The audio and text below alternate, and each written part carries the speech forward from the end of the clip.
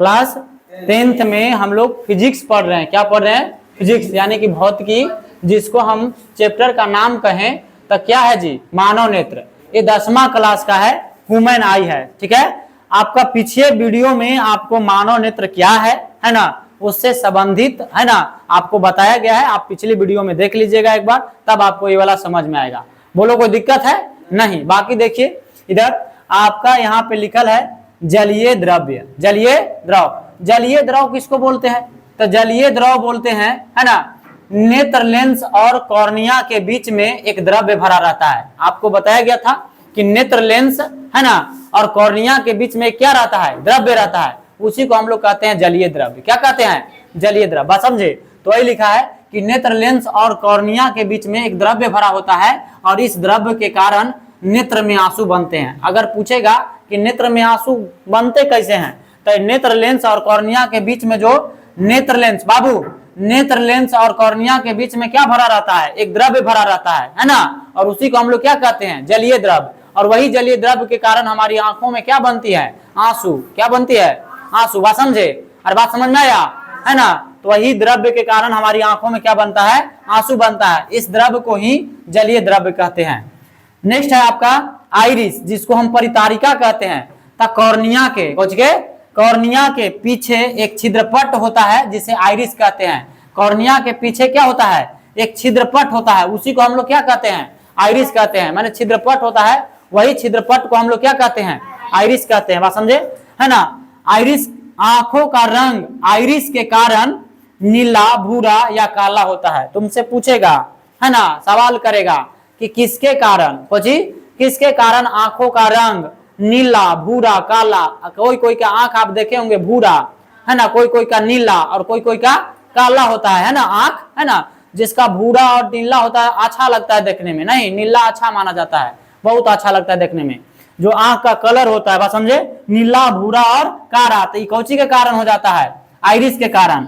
नीला, भूरा, काला जो होता है वो कौची कारण होता है? आइरिस के कारण। ठीक है।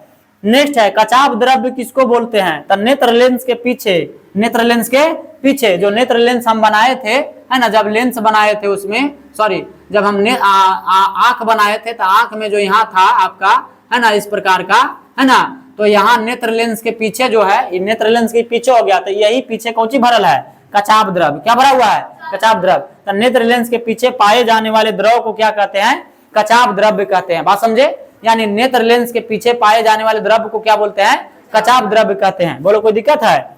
नहीं। रेटिना 2 तंतु से जुड़े होते हैं। रेटिना कितने तंतु से जुड़े होते हैं? 2 तंतु से। बात समझे? रेटिना कितने तंतु से जुड़े होते हैं? 2। एगो शंकु और एक छड़। शंकु और छड़, ये दोनों तंतु दृक तंत्रिका के माध्यम से बनने वाले प्रतिबिंब की संवेदना का कार्य करता है। यानी संवेदना का कार्य यही 2 तंतु करता है, एक छड़ और एक शंकु। यानी हम किसी वस्तु को जब देखते हैं तो ये संवेदना यानी मस्तिष्क तक संवेदना भेजने का कार्य ये छड़ और कौन करता है? तंतु करता है। बात समझे? ये छड़ और तंतु के माध्यम से हमारे मस्तिष्क में आता है और बताता है कि ये मोबाइल है, ये मार्कर है। बात समझे? इस प्रकार से। चलिए आगे फिर है आपको पढ़ना। नेक्स्ट क्वेश्चन जो है मोस्ट है, दूर बिंदु क्या है? दूर बिंदु क्या है? दूर का बिंदु क्या है? तो भाई मेरे देखो, दूर का बिंदु, ये क्वेश्चन है यहाँ पे कि दूर का बिंदु क्या है? तो नेत्र से दूरस्थ वह बिंदु, नेत्र से दूरस्थ वह बिंदु जहां पर रखी वस्तु स्पष्ट दिखाई देती है।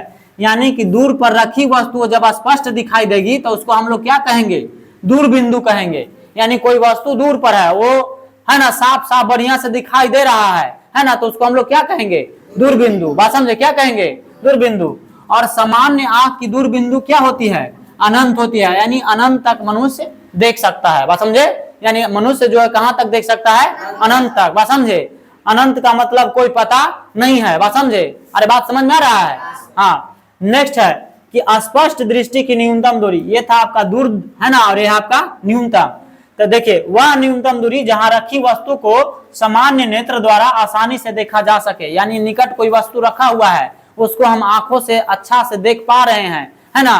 कोई लिखा हुआ किताब में है तो उसको हम बढ़िया से देख पा रहे हैं, यानी साफ साफ दिखाई दे रहा है, तो उसको हम क्या कहेंगे? स्पष्ट दृष्टि की न्यूनतम दूरी। स्पष्ट दृष्टि की न्यूनतम दूरी, तो वह न्यूनतम दूरी है ना जहां रखी वस्तु को सामान्य नेत्र द्वारा आसानी से देखा जा सकता है उसे स्पष्ट दृष्टि की न्यूनतम दूरी कहते हैं। बात समझे, है ना। नेक्स्ट है कि सामान्य आंख का न्यूनतम दूरी कितना होता है?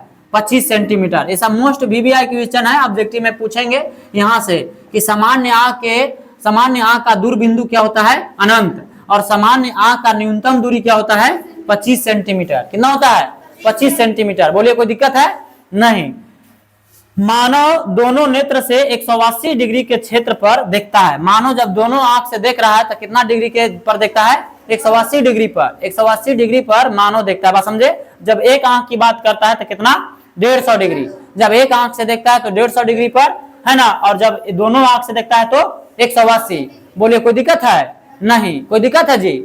नहीं। नेक्स्ट है आपका कि समंजन क्षमता क्या है? नेक्स्ट क्वेश्चन है आपका समंजन क्षमता क्या है?